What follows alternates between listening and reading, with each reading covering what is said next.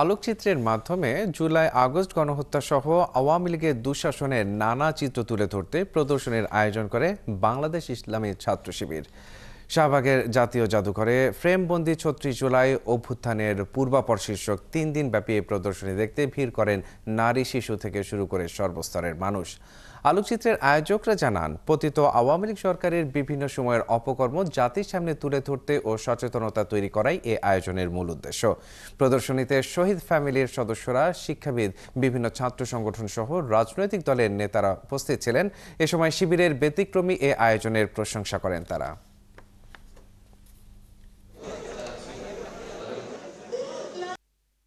পুরো সময়টা যতক্ষণ জাদুঘরে ছিলাম, আমি ৩৬ জুলাই থেকে ক্রমশ আমি জুনের ৫ তারিখ পর্যন্ত আমি পিছনে ফিরে গিয়েছি।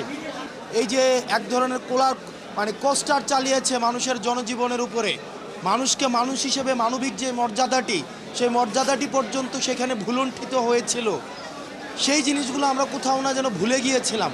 প্রায় ১৮ বছরের যে কালো যুগ আমরা পার করেছি, সেই কালো যুগে কি বর্বরতা, কি নিষ্ঠুরতা, মানবতার কি অবিরাম রক্তক্ষরণ ঘটেছে।